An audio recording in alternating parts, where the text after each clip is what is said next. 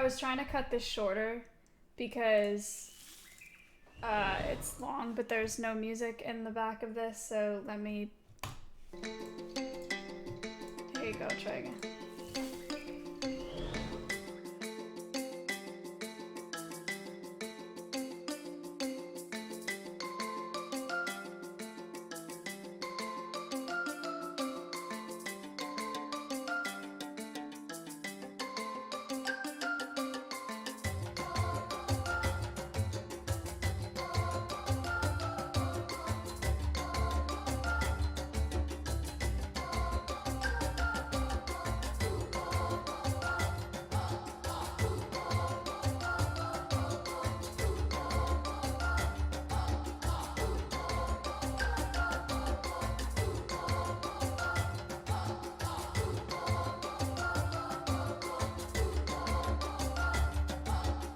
Big time!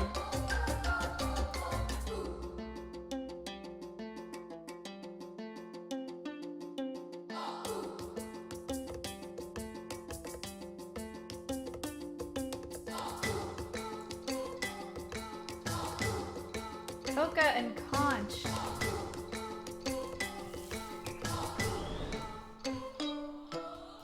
Thank you so much.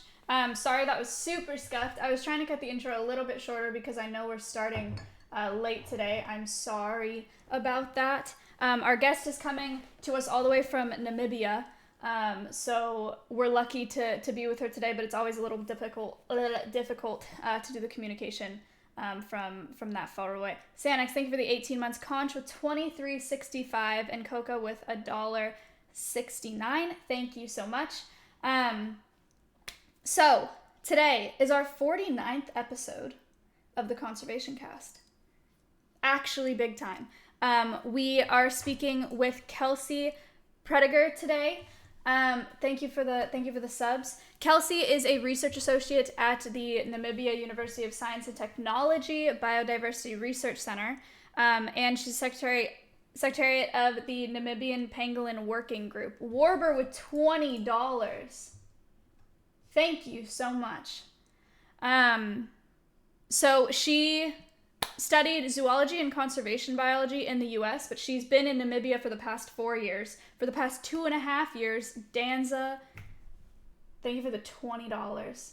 For the past 2.5 years, she's been the lead pangolin researcher at the Africat Foundation, and she's pursuing her master's in natural resource management, focusing on the ecology of ground pangolins. There are 8 species of pangolins, all of which are either considered vulnerable or critically endangered, I believe. Most of that, I assume, is because of... Hi, Dobbins. Because of habitat loss, but a big part of it is because of wildlife trafficking. A lot of people have said that pangolins are the most trafficked wildlife in the world. We'll talk to Kelsey about whether or not that's true and why that's true.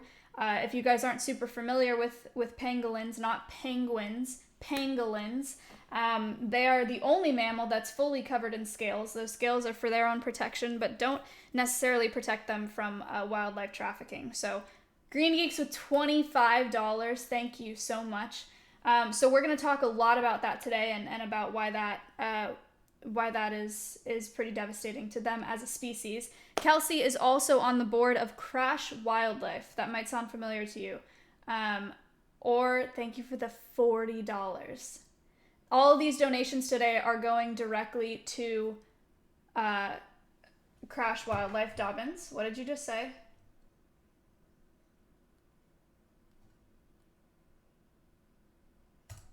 Do not. Cindy, thank you for the $5. All of these donations today are going directly to Crash Wildlife. If that organization sounds familiar, it's because we've spoken with them before. If you guys remember James, canine anti-poaching, he had Puma, who's his Weimaraner that he uses for anti-poaching, also in Namibia. Crash Wildlife stands for Conservationists Raising Awareness for Species and Habitats. They're an awesome organization. They raise awareness and donations for lots of causes. They do cheetahs, pangolins, rhinos, elephants, meerkats. They're all across the board.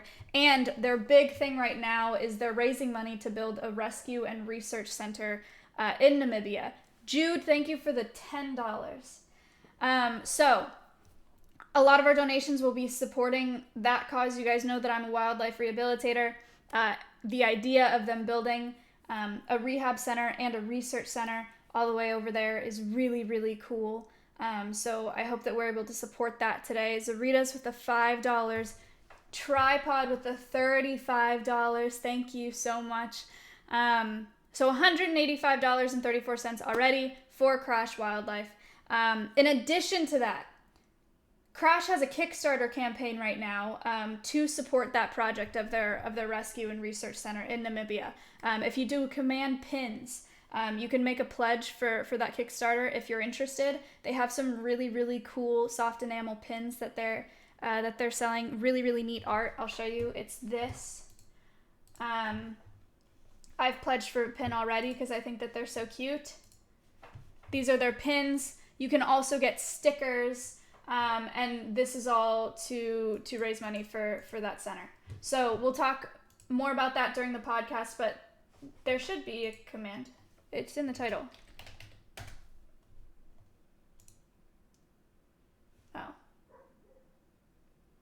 Oh. Okay, well, there will be a command. Other things for the podcast. Oh, it's command pin. It's command pin. My bad. Could you change that in the title, please? I think I did pins in the title. So the podcast lasts about an hour. Other things for the podcast. Orders of business. Oh, it's pin or pins. Cool. So if you have a question during this podcast, if you want to know something about pangolins that I'm not asking, you are welcome to ask a question. You do that by doing #ask. Followed by your question. Nothing fancy. That's it. It'll send it to a doc for me. So I'll have that doc open and I can read questions to Kelsey as we go through. And Dylan, thank you for the 1313. Perfect. Ramen just did a perfect example there. So if you're looking at how to ask a question, follow Side Ramen's example. There will also be a quiz at the end of the podcast. Yeah, Dobbins, whatever you want. There's a quiz at the end of the podcast based on my conversation with Kelsey. 5 questions, 20 seconds a question, no trick questions. It's just about the podcast. So if you win the quiz, if you're not already a sub to my channel, I'll gift you a sub. If you are already sub to my channel, I'll gift you a sub to a channel of your choice. Or you can ask me to donate an additional $5 to Crash today. But that'll be at the end of the podcast. I think that that's it. I'm trying to go through this intro kind of quick. I'm sorry that I'm talking kind of fast. But Super with $20. Thank you. Okay, Dixie, good with the questions. Side Ramen, good with the questions. I will be back in a minute to talk to you about pangolins with Kelsey. Am I missing anything?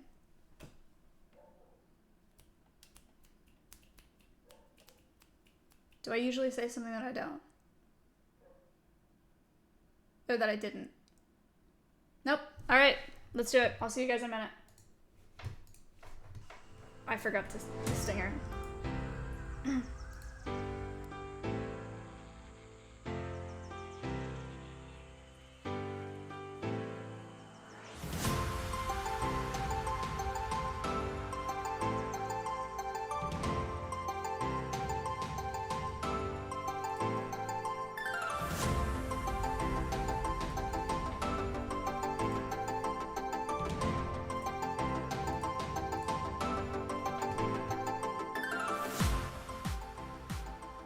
Hello.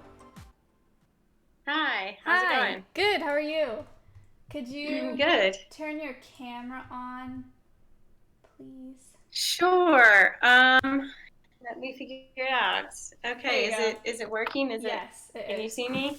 Okay, cool. All right. Let's make sure that they can see you.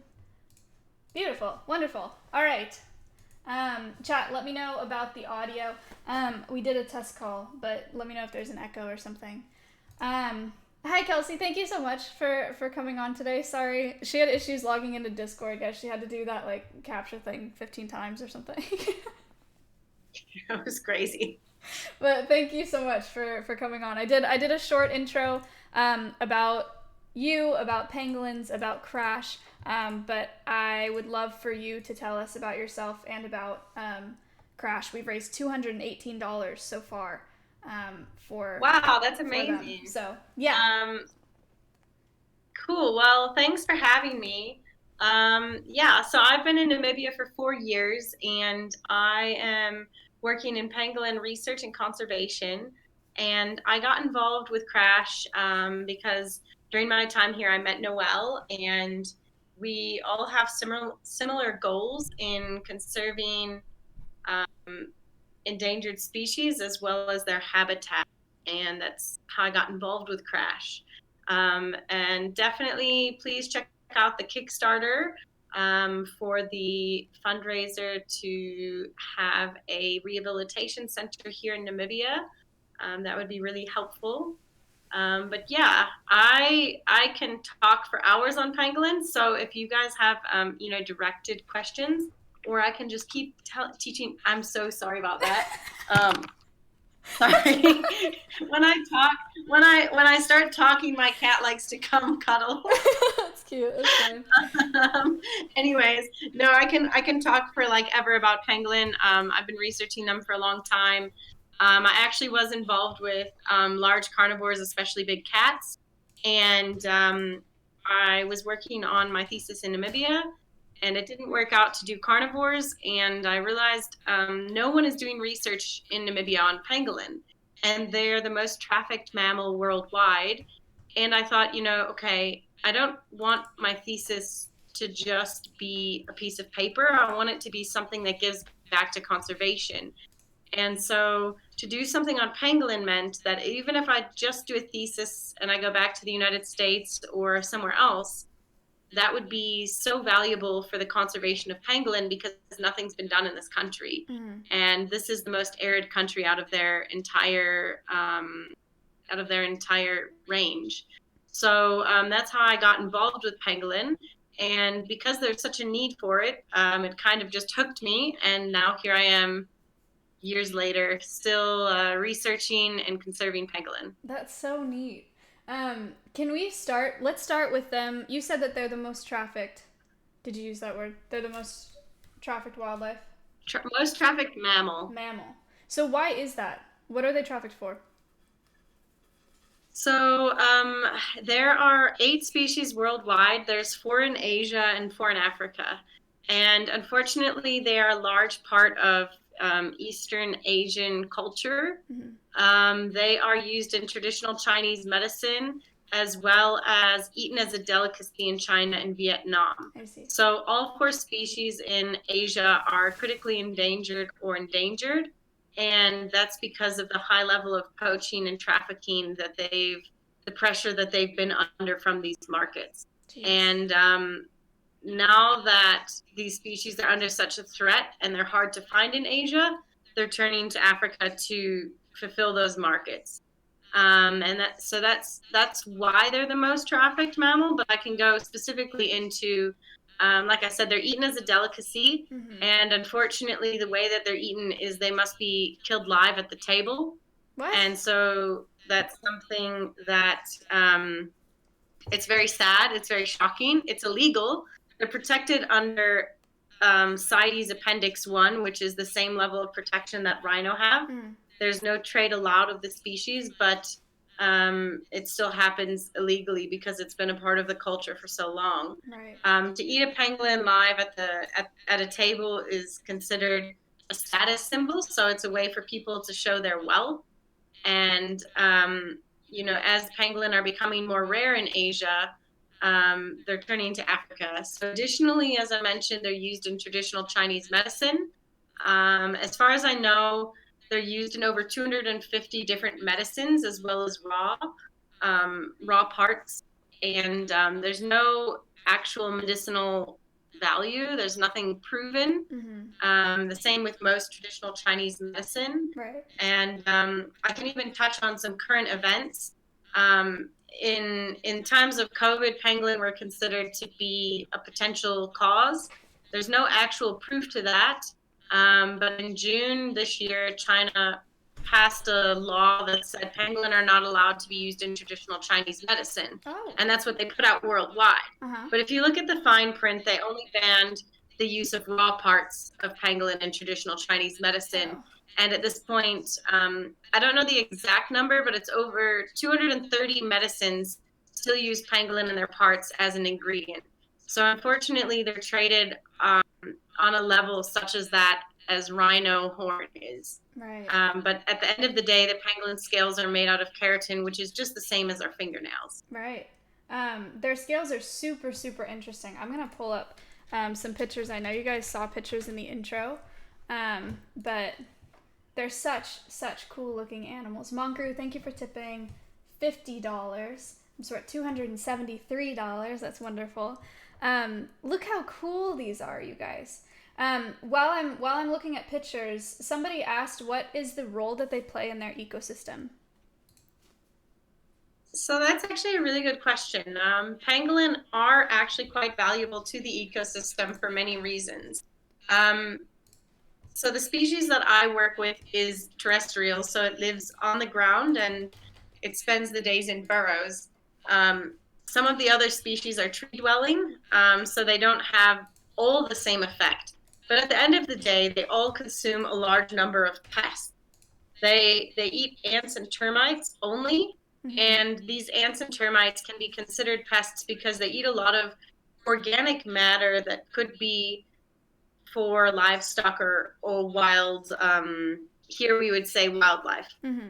So like here in Namibia, for example, having a pangolin in your ecosystem, their favorite species of ants and termites are mostly harvesting species. So they're harvesting organic matter, especially grasses. And so having that pangolin there's a rough figure thrown out. It's estimated they can eat like 70 million ants and termites a year. So they're eating these pests that eat the grass for wildlife, but also livestock. So I think, this is something really important that we're trying to teach the local people here is actually having a pangolin is a good thing for you because it's killing the ants and termites that eat the food for your livestock.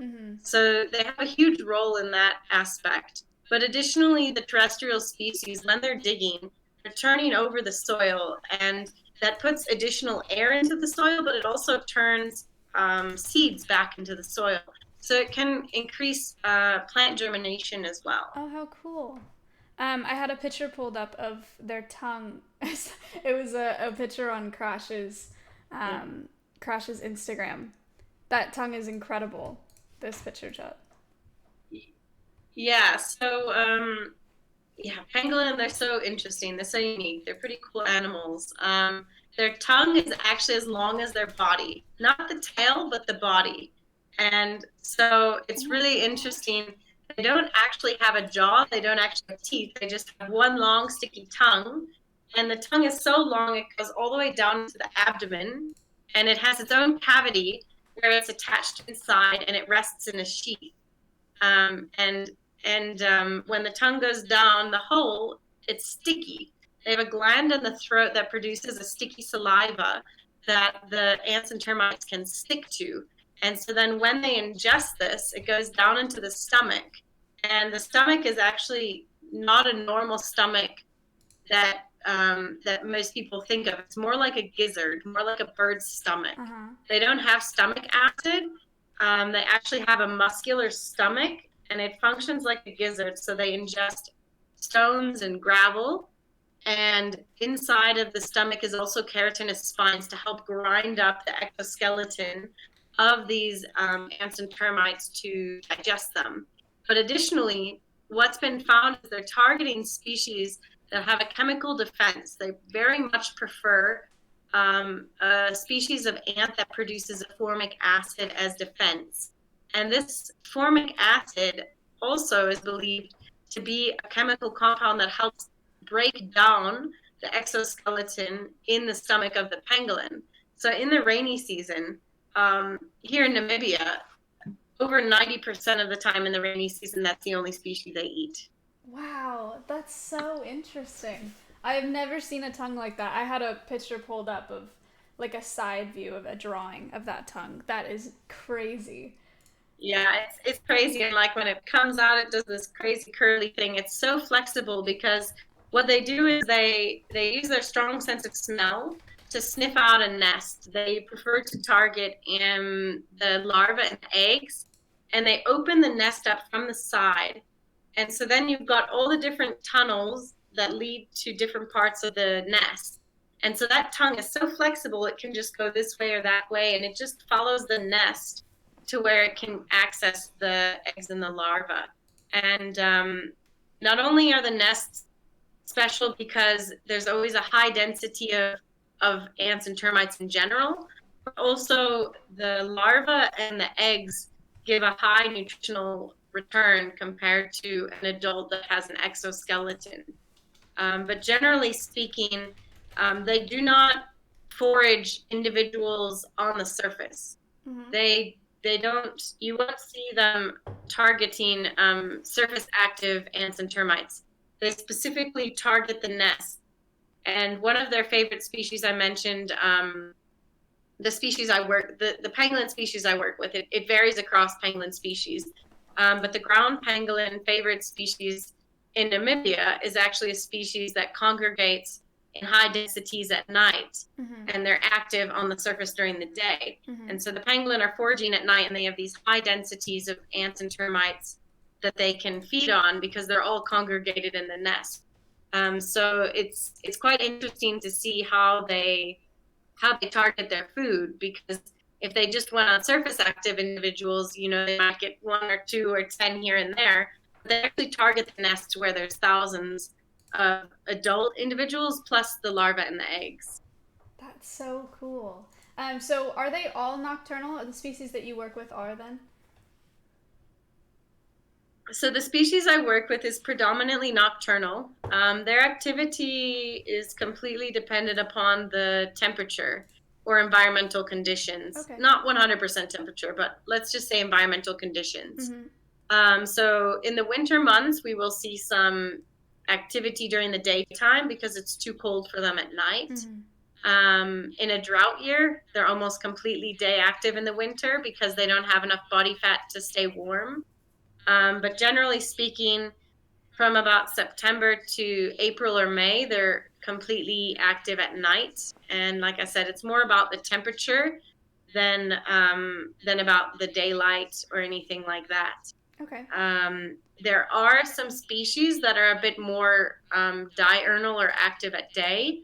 For example, the white-bellied pangolin and black-bellied pangolin, they are both living more in the rainforest treetops, and they will be more active during the day. I'm pulling up a white-bellied pangolin here. Oh, they're smaller. Yeah, so the ones that live in the trees are like much smaller with long tails. Wow. So the name of the species I work with is the Temminck's ground pangolin, or Smutsia temminckii, and they're the second largest species of the 8. They weigh anywhere from 8 kilos to 20 or so.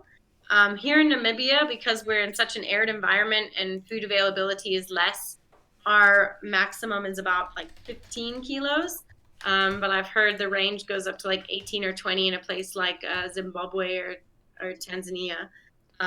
But so here it's a little bit smaller.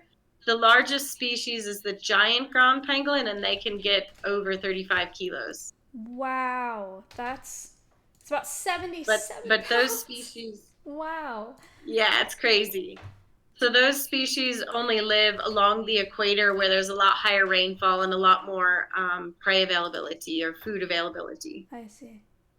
So the species that I work with here is the only species to be adapted to such an arid environment, Mm-hmm. and they can occur in areas with as little as 250 millimeters of rainfall.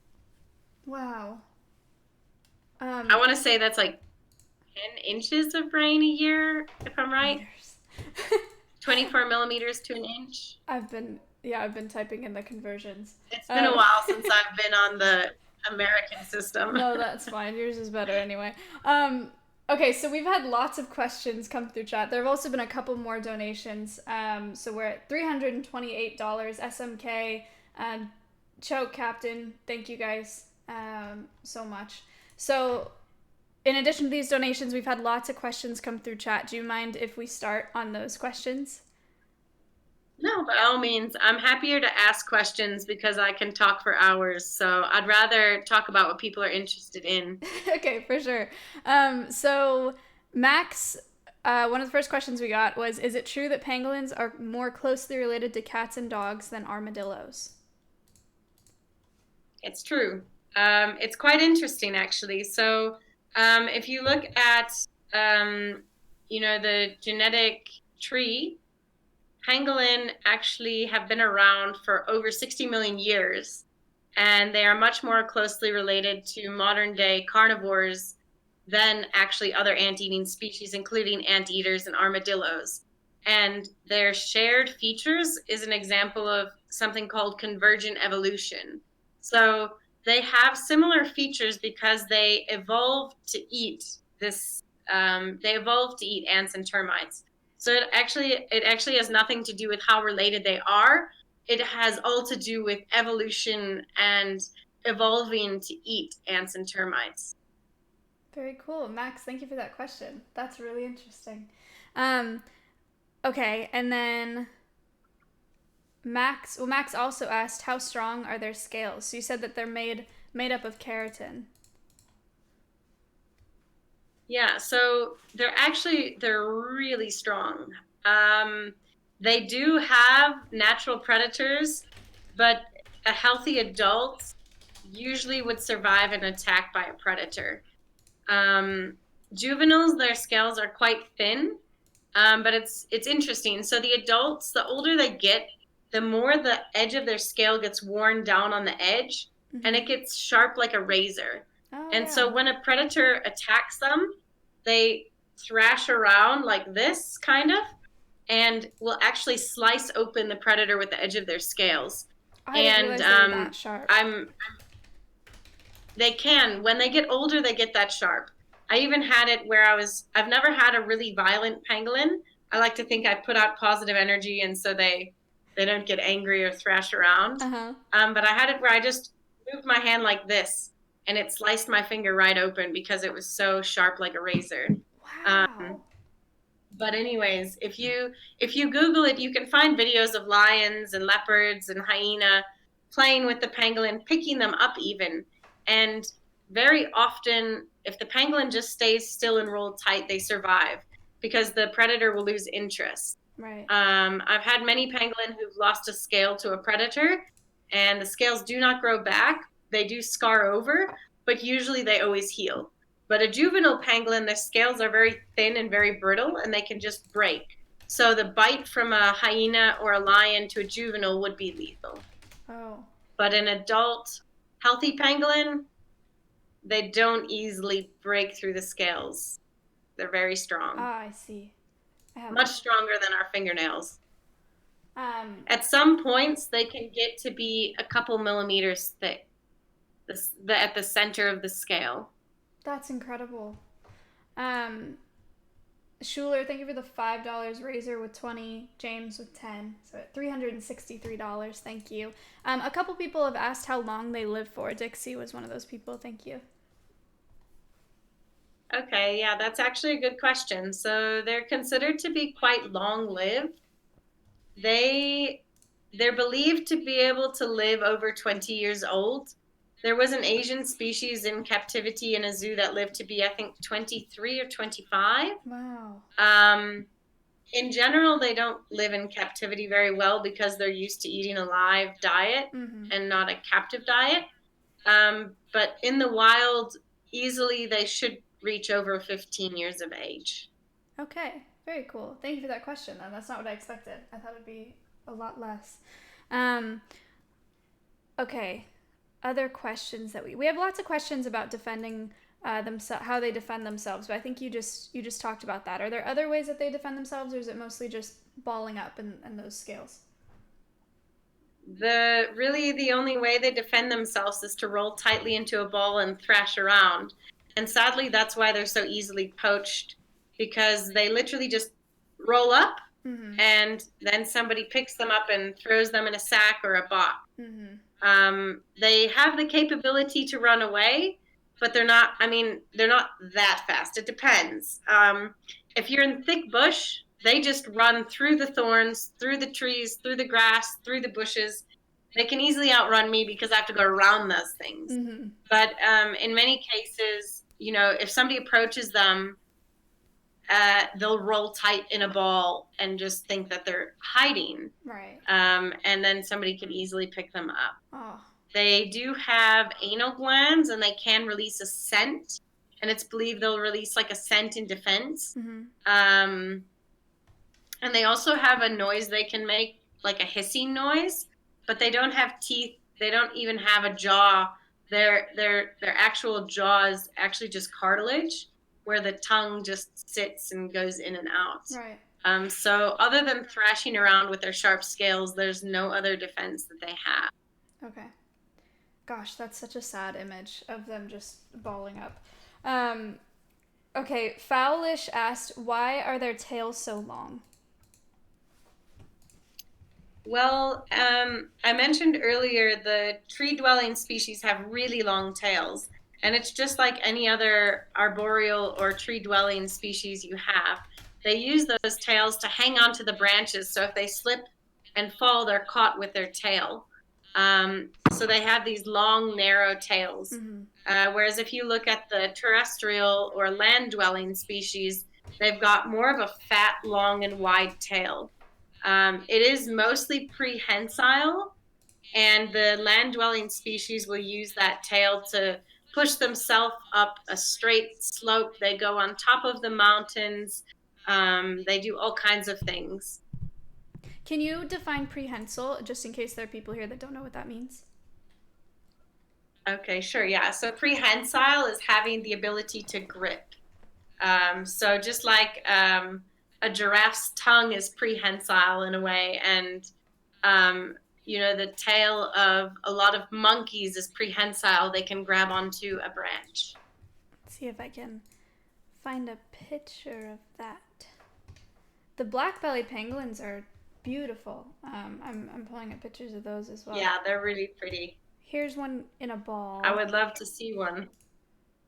I don't know if this is the best picture example, guys, but it's kind of he's using it there to almost like another limb to climb a tree. That's really neat. Okay, wonderful. Other questions that we've had come through. Kolsoy asked, do pangolins ever walk on two legs? So some species do. The species that I work with does walk on just two legs. So that's considered to be bipedal. So their front feet, they've got really sharp claws, and if you think of they kind of look like a little T-Rex walking around. And their pectoral muscles are made so they can rip open nests. So they walk on those two hind feet, and they use their large tail as a counterbalance. And sometimes they'll use the front feet when they're foraging. But generally speaking, if they're just walking, they only walk on their two back legs. Wow, it's crazy to think that they're balanced walking like that. That's so neat. Well, they've got this big tail in the back, and then their body in the front, and it just balances out. That's so cool. Health just tipped $50. Thank you so much. And with his donation, he or she asked, how has climate change affected the habitat and distribution of pangolins? I'm sorry, could you say that again? Yeah, they said, how has climate change affected the habitat and distribution of pangolins? That's actually an interesting question, because Namibia is on the arid side of their distribution. Generally speaking, we have had some severe drought, which is not necessarily climate change. But as climate change is affecting the world, desertification is happening, and Namibia has the Namib Desert.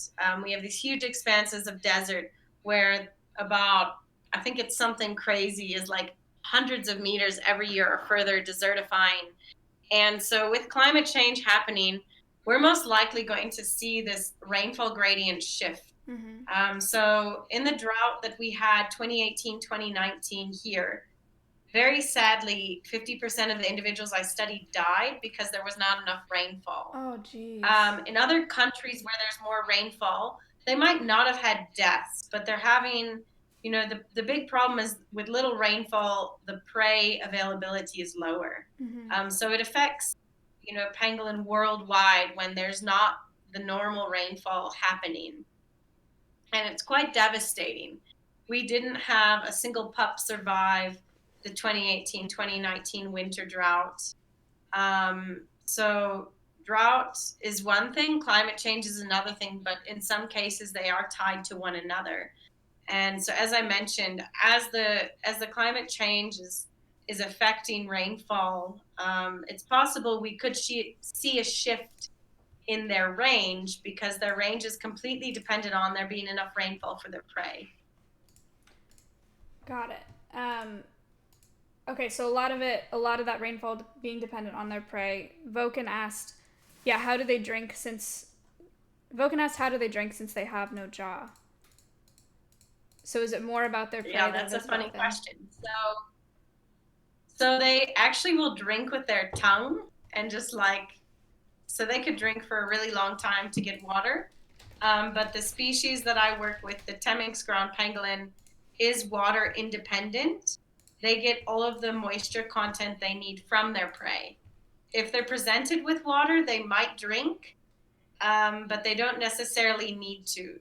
In the winter months, there's very often no standing water for them to drink from, but they'll get enough moisture out of their prey.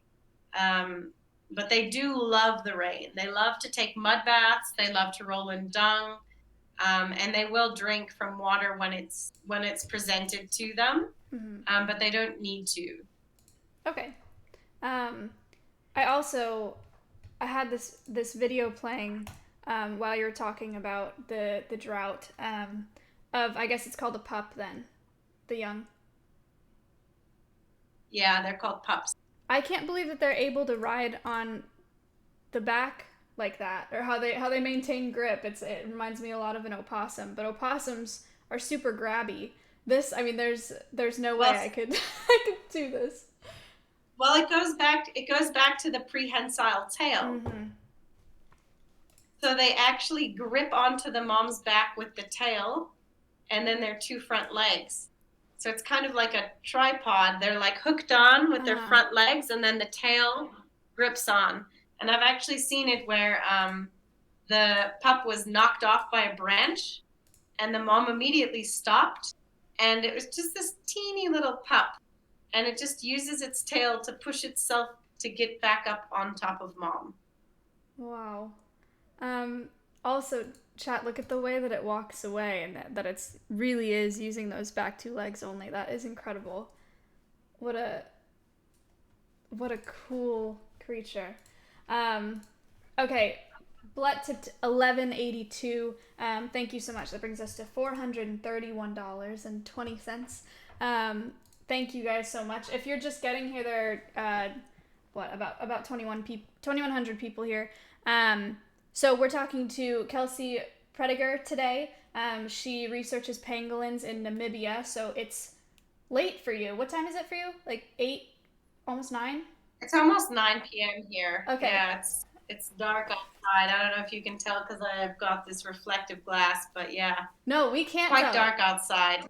That's what I told her on the test call. When we talked to James, we could barely see him the whole time. So this is great.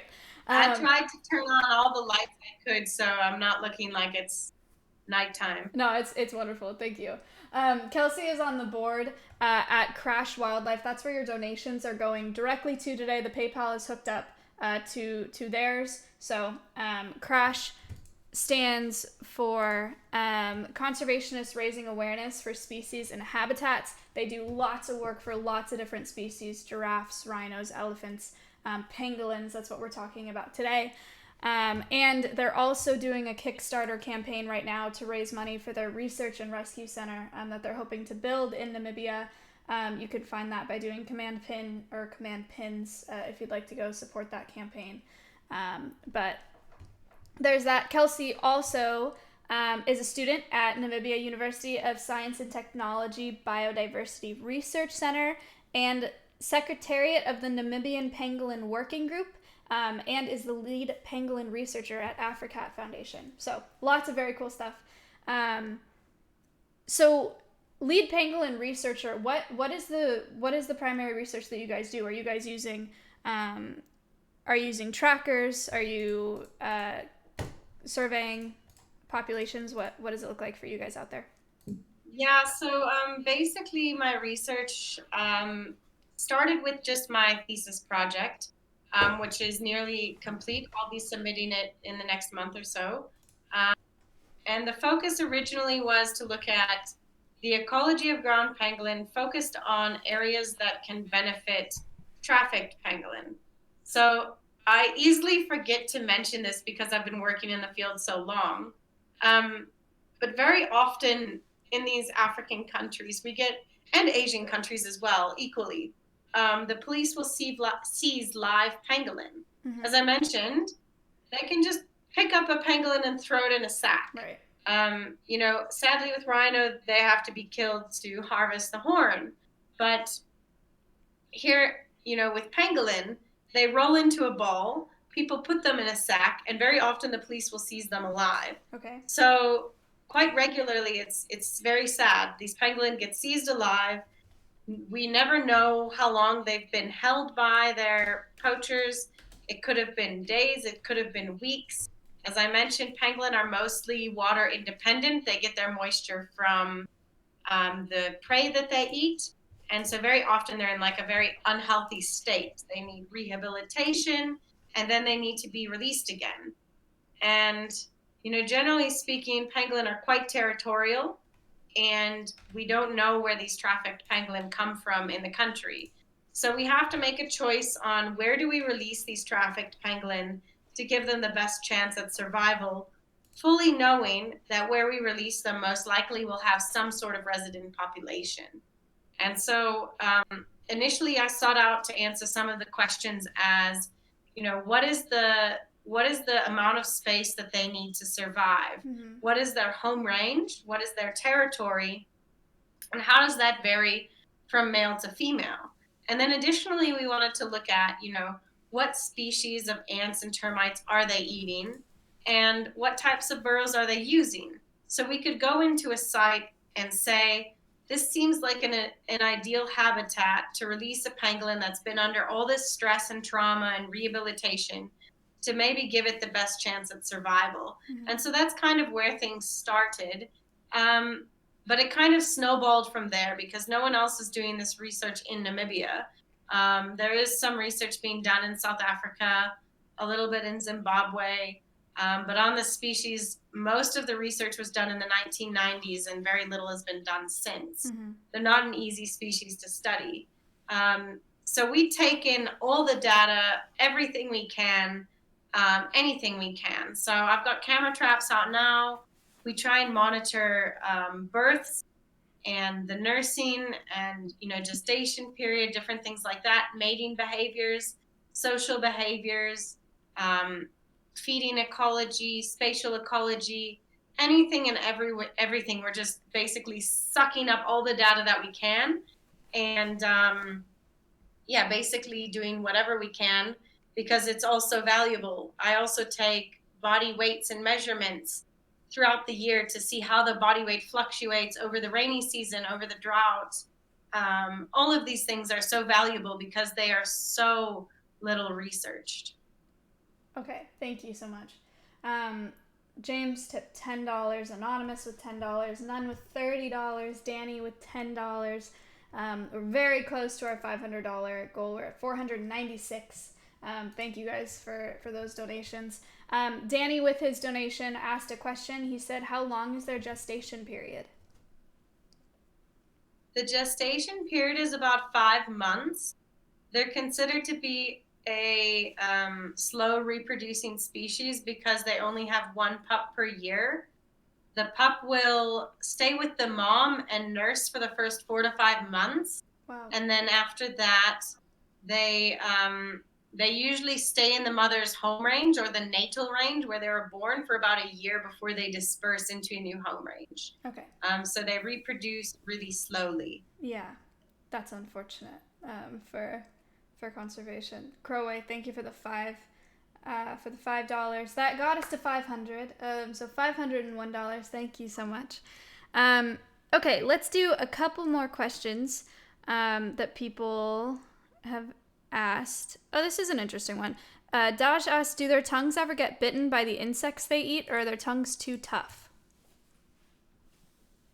So it's kind of funny. Their preferred species, as I mentioned, is a species, a formic acid species. They're also very aggressive. The common name is the pugnacious ant, and so they really like to bite. So their tongues get bit, their faces get bit. I've even seen it where I saw a pangolin with something black on the chest, and I thought it was a tick, and it was actually the head of an ant. So the mandibles had attached to the skin and never let go, and the body fell off. So they do eat really aggressive species, but their tongue is also very tough. It can handle it. Ouch. That sounds terrible, but that's neat. Thank you for that question. I think there are other people probably thinking the same thing.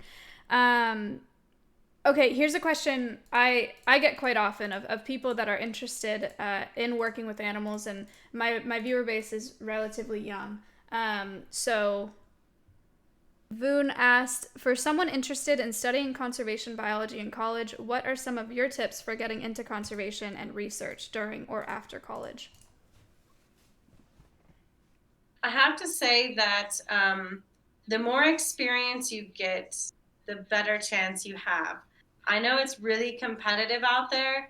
And I mean, if I tell you my background, you would be like, what? I've been a veterinary assistant. I've taught zoo classes at schools. I've also been a zookeeper. I've worked in rehabilitation. I've worked in sanctuaries and release. I've worked in wildlife breeding programs to supplement wild species programs. So I would say the best thing you can do is start volunteering, even if it's just cats and dogs, but start getting involved in wildlife and in animals and engage yourself. I know, I actually, even after I graduated with my bachelor's, I volunteered for 2 years doing different positions in conservation to get where I am now. Mm-hmm. If you have a really great, competitive academic program, you can move from your bachelor's straight into a master's research program. But I decided to take I took a few gap years to really decide what my focus was. And so I think the more experience you get is also good for you as a person because it helps you figure out what you want to do. I was actually studying pre-veterinary medicine on a track to do exotic wildlife veterinary medicine. And then I started getting involved with different internships and NGOs and projects and zoos. And I realized I actually really want to help the bigger picture. And so I think, we all love wildlife, but we all fall into the picture in a different place based on who we are. So you need to look at, what really do you enjoy? And you can only find that out by doing it. So just get involved, volunteer, do as many extracurricular activities you can out in nature with wildlife, with animals, and see what makes you happy. And, then it will all fall into place. Follow the open doors. That's great advice. Thank you. Locke, thank you for changing that. Gwenny tipped $5 and Tack tipped $5. Thank you guys. Okay, so we only have a couple minutes, so it's kind of a similar question, but I always ask it to my guests at the end. Knights, thank you for the $10 donation. So if there are people here that care about pangolins, or maybe care about them more after this podcast, have a soft spot for them, but are not necessarily studying conservation biology, or not out in Namibia doing the work on the ground, how can they support pangolin conservation the best? So that's a great question. I always tell people one of the most important things with pangolin is awareness. So many people today still don't know what a pangolin is or what a pangolin looks like. And if we can just get every person, I mean, just think about it. Almost every person, I would like to say every person you ask knows what a rhino looks like. Mm-hmm. But pangolin are poached in higher numbers than rhino. And I bet you over 50% of the population doesn't even know what a pangolin looks like.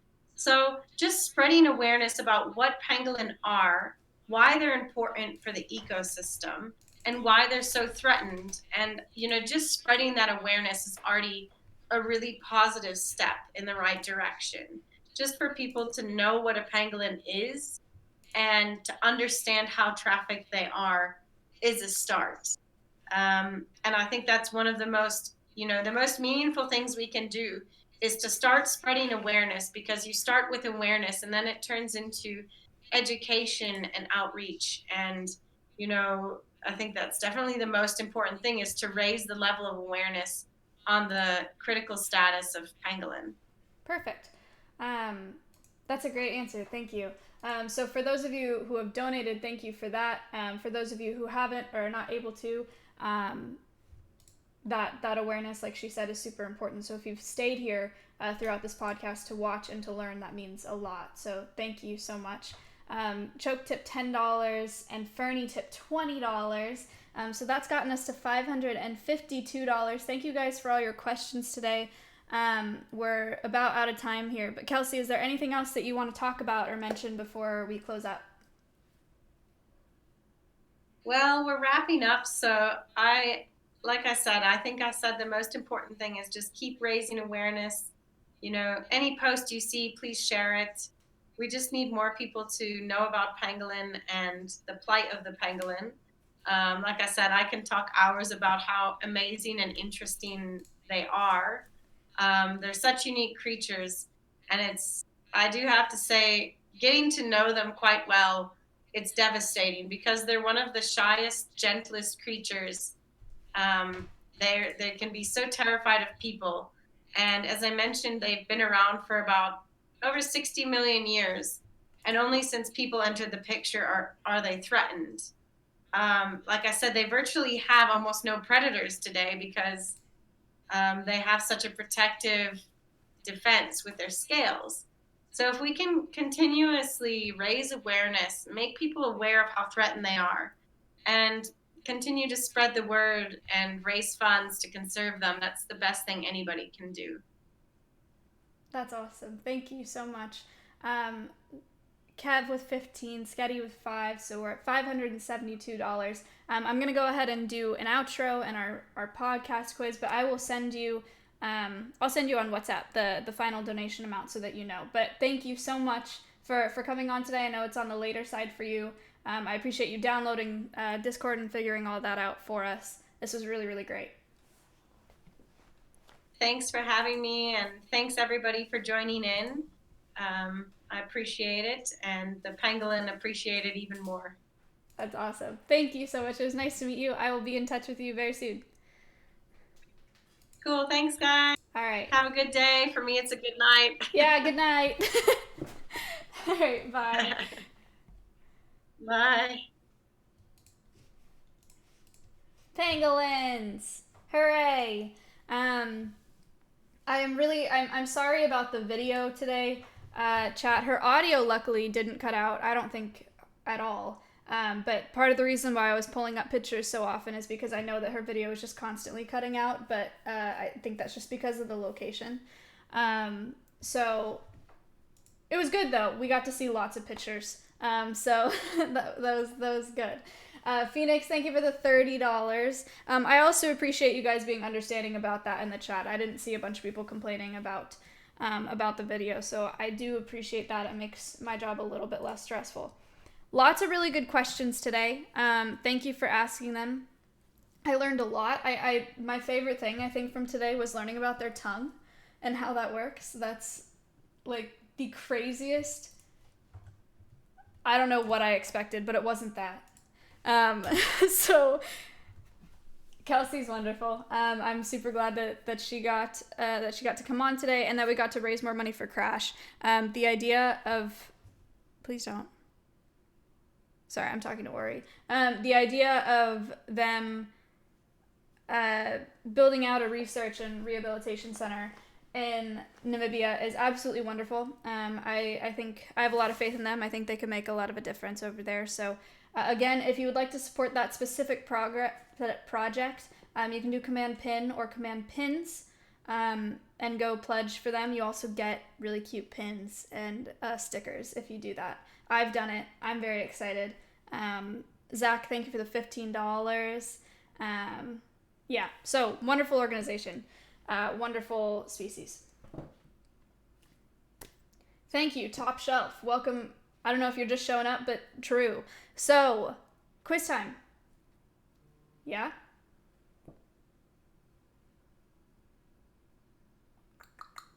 Are you ready? All right. Peepo claps in chat for Chuck, who is the newest member of our production team, who writes our quiz questions for us. Also, I did have a call with QuizKit the other day, so it's a really big part of our podcast, and they've noticed that it's a big part of the podcast, and they appreciate us using it. So we're going to be getting to work with them in the future. I'm very excited about that.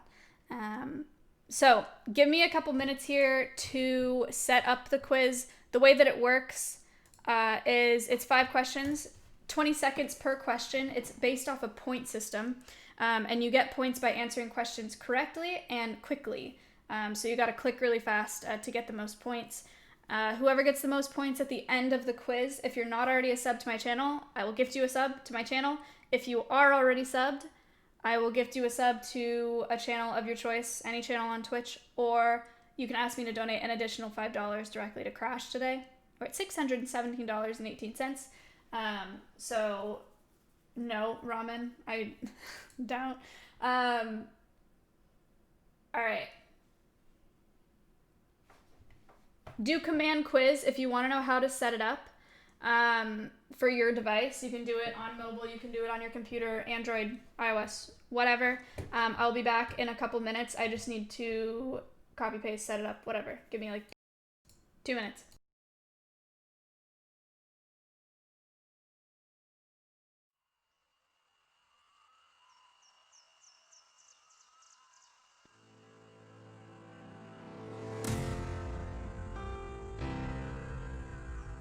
I forgot it was in slow-mo.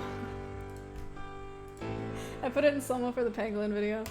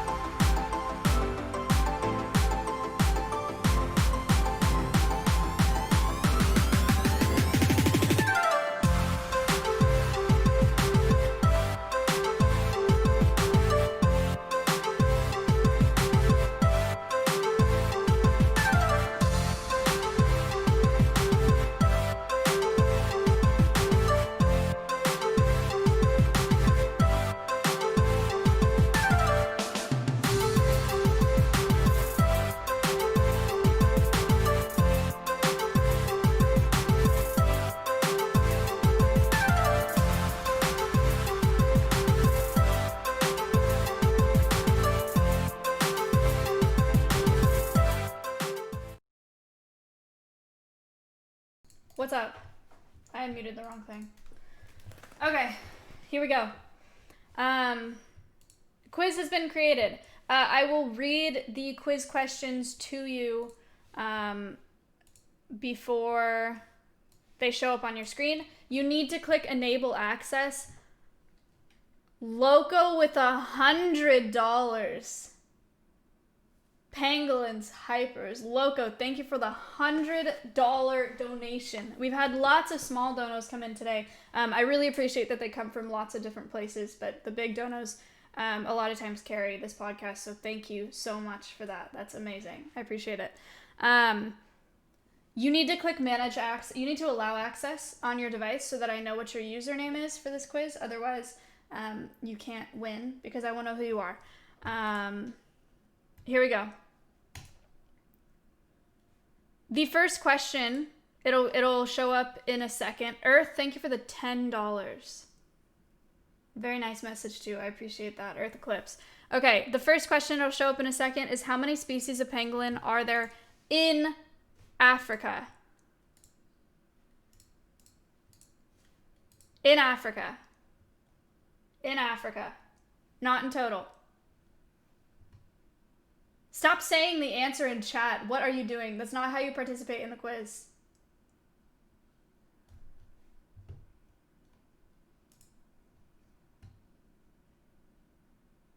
Are there 8 species in Africa? Are there 4 species in Africa?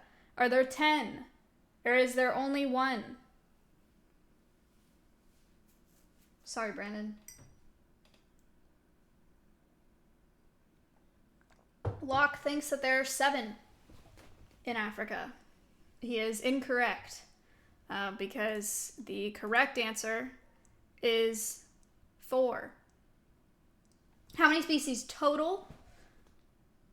Chat? Cindy got it, Squid got it, Danny got it, Jazz got it, Dixie got it, Green Geeks got it, Or got it. Well done. 8 total. The correct answer is 4. 301 people got that right. Who got it right the fastest?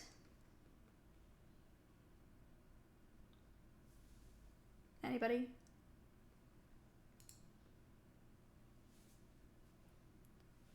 Contestant number 887. Followed by Simon Says Go Crazy. And then GM. Well done. All right. The next question is, what are pangolin scales made of? Axel, thank you for the $7.19. Are they made of mud? Are they made of diamonds? Are they made of ivory or keratin? I see lots of easy claps in the chat. Choke tipped another $20. Choke with a bunch of donations today. Thank you so much. Diamond scales. Mud scales. The correct answer is keratin, which is the same stuff that our fingernails are made out of. 356 people got that right. Holy cow.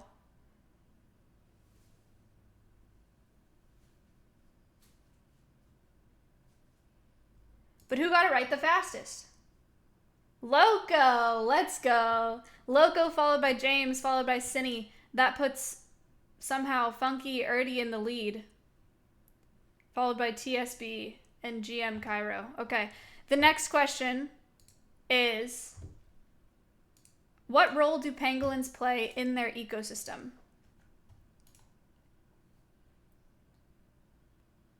Are they an apex predator? Are they pest control? Are they an indicator species, or do they have no use in their environment? Johnny, thank you for the $5. Apex predator. No, the correct answer is that they're great pest control. What was the number? They can eat like, did she say 7 million? Did she say 70? What did she say? 70 million ants a year? Yeah.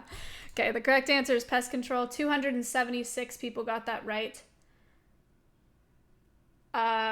59 people said that they're an apex predator. Probably missed the podcast, but that'd be sick. Adeline got that right the fastest, then Sneak, then Ivory, but now Adeline is in the lead, followed by Ivory. So Adeline has pulled ahead.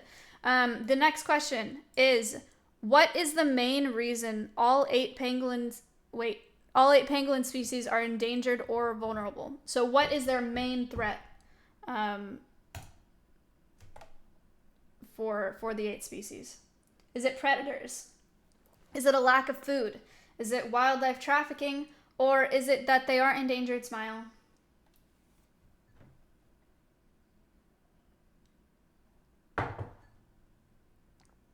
Three, 2, 1. Aw, he got an ad. I'm sorry.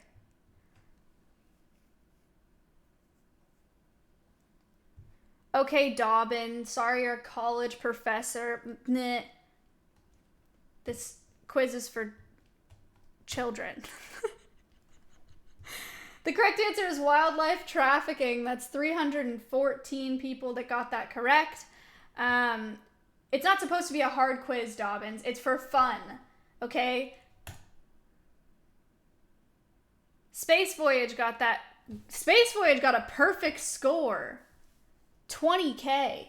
Then Earthbound.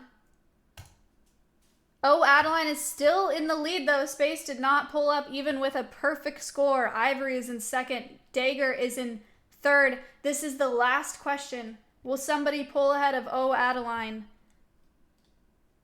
And please pull ahead of Ivory. Question number 5 is, what age are pangolins expected to reach in the wild?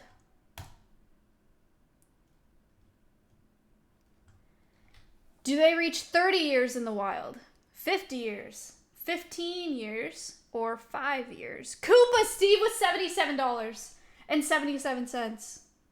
Koopa, thank you for the donation. Misclicked Sag, misclicked Peepo Clap. The correct answer is 15 years in the wild, but they had a pangolin in captivity that lived to be 23, I think is what she said. Long lifespan, 23 or 24. The correct answer is 15 years in the wild. 269 people got that correct.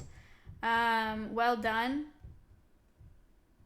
Who got it right the fastest for this question?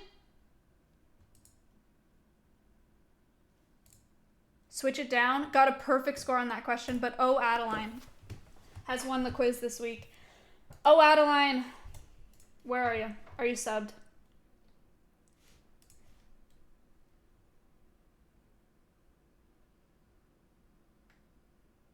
Oh gosh, I don't even know what color to look for.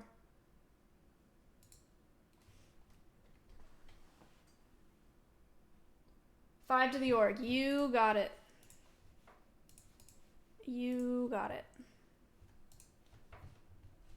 I can just do this with my panels because their PayPal is hooked up to my account.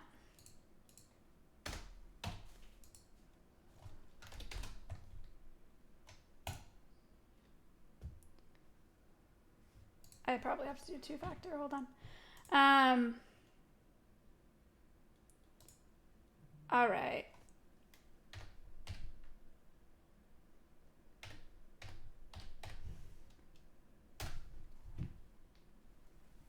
Monker, thank you for gifting. Okay, I am donating the $5 now. I am sorry that we started a little bit late today. No, not $10 extra. I've done just fine this week. There we go. Choke with another donation. $38. Only 122nd. I'm slow. But let's go for 900. Choke got 122nd place in the quiz. Oh, what's up? But he is a good sport. And has gotten us to our $900 goal. Alex, thank you for the $5. I appreciate that. $905 today for Crash Wildlife, which is a wonderful organization. I love having organizations on multiple times. I like building a relationship with organizations that I support and that I respect. So very cool that we got to have them back. Next week is our 50th podcast episode. Big time. So it's going to be special. We're going to have a guest on that we have had before, but I'm not going to tell you who it is. All I'm going to tell you is that, well, I don't know how to give you a hint without spoiling it. Should I just spoil it? Without telling you who it is, but everyone will probably know if I tell it. Why not? Our 50th podcast episode, we're going to get to meet lots of animal friends. So I thought that would be a really cool podcast to do for the 50th. They're always really fun. And I think it's a good way to bring it all back to what we do these podcasts for. I think it's special for you guys. It is absolutely not Dobbins, no. You're joking about the teaching thing, right? Like, you're joking about the Zoom thing, right? He said, I can't repeat what he said because this is a podcast.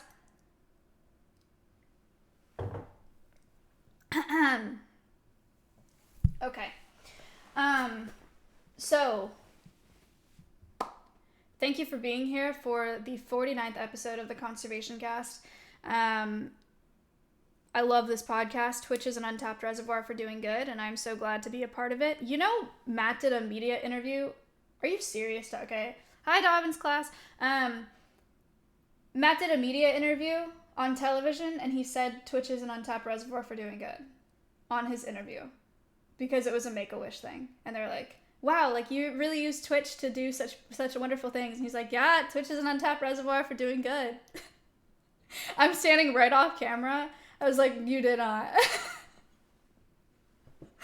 And then he also said that he was like, yeah, I do a podcast every Friday about the environment. Check it out. I don't know. He just doesn't take anything seriously. Scotty, thank you for the $4.19. $910 even. Beautiful. Thank you. Okay, I'm trying to think of the things that I need to tell you today. Big time. Ori made progress yesterday for the first time in 9 days. When I tell you guys that this is the slowest I've ever made progress with a bird of prey, I mean the slowest.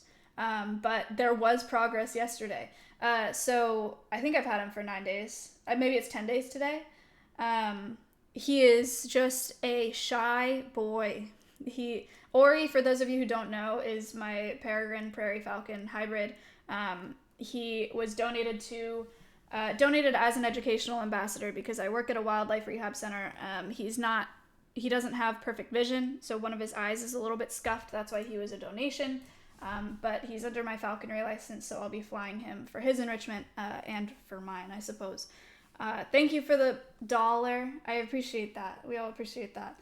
But anyway, so he's been super, super shy this entire time. I have not been able to get him on my glove. But yesterday, he stepped up onto my glove to eat his entire meal, and he ate the whole meal on the glove.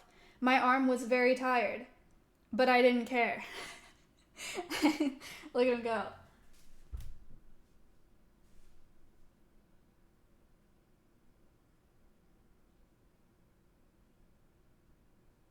That's huge for him, chat.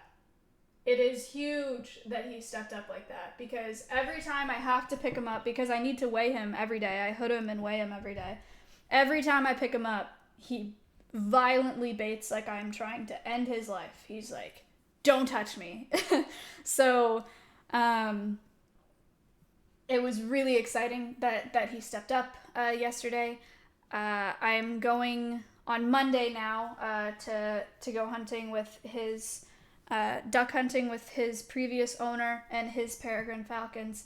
So that'll be really cool. That man is also my sponsor now, because I'm restarting my apprenticeship, my falconry apprenticeship in Texas. So that'll be really fun. Tonight, I really don't know what people have announced for tonight. I know that you guys know that we've all gotten corona tests. And I know you know there's something happening. I'm pretty certain it's being streamed. Melena told us that you're all going to the house at 5, right? Yeah, so 5. We're gonna be either Soda or Nick will stream it. Great. So I'll host it on my channel. I'll put it in my Discord as well, because I don't know whose channel it's gonna be on, and I don't know what time they're starting. Bro sauce with $54. Wait, no, bro sauce with $89. I'm sorry, I read your name. Bro sauce with $89 for 1K. He said a cool 1K sounds nice. Dude. Bro sauce 54. Thank you so much. That's amazing. Thank you. So for tonight, I'll put it in my Discord. You can join my Discord, and then I'll host it on this channel as well. We all got our corona tests on Tuesday, and we're getting another one tonight. Matt and I are negative. We got our results back on Wednesday morning. So 1 test down, 1 more to go, and then we'll be at Nick and Melena's tonight. So how was the test? Honestly, it doesn't hurt. It was a nose swab, but I didn't like it. I don't know. It just, the idea of it kind of freaks me out, but don't let that stop you from getting a test. I have the lowest pain tolerance out of anyone I've ever met in my entire life. I'm just a baby, so it's really not that bad. Everyone should get a test if you can. It's good stuff. So that's tonight. Also, I got all new truck tires literally yesterday, and one of them is dead flat this morning, so I have to get another new tire today. $200 a tire. And this one is flat this morning. But I'm not paying for it because I got a warranty.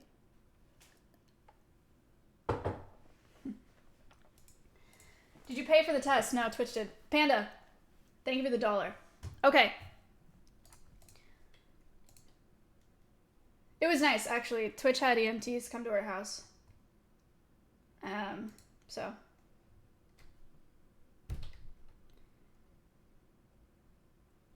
All right. I think that's it for the podcast. I don't think I'm missing anything to talk about. There is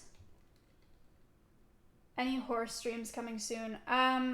Yeah, Greek wants to learn all kinds of stuff. Greek wants to learn hockey and horseback riding, and so he's down whenever. I just have to tell him when.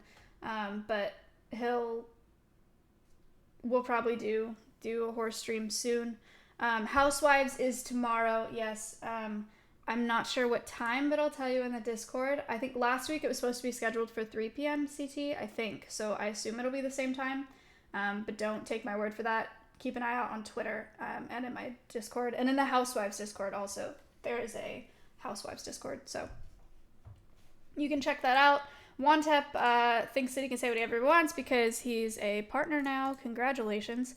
I'll go ahead and host Russell today, and then I'll see you guys on stream tonight. I'll raid Russell. I'll see you on stream tonight.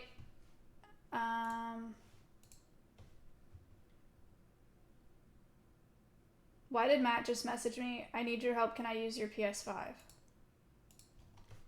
I'm gonna assume that was to the wrong person.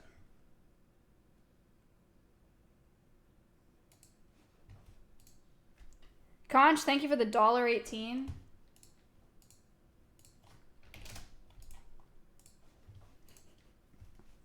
Okay, I'm gonna play the outro and then I'm gonna host Russell. I just gotta find the outro.